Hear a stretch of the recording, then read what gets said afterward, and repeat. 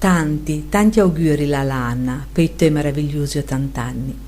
Per me, quando io piccina, te alla la più bella, quella che mi sapeva di più piaciuta del suo migiaghe.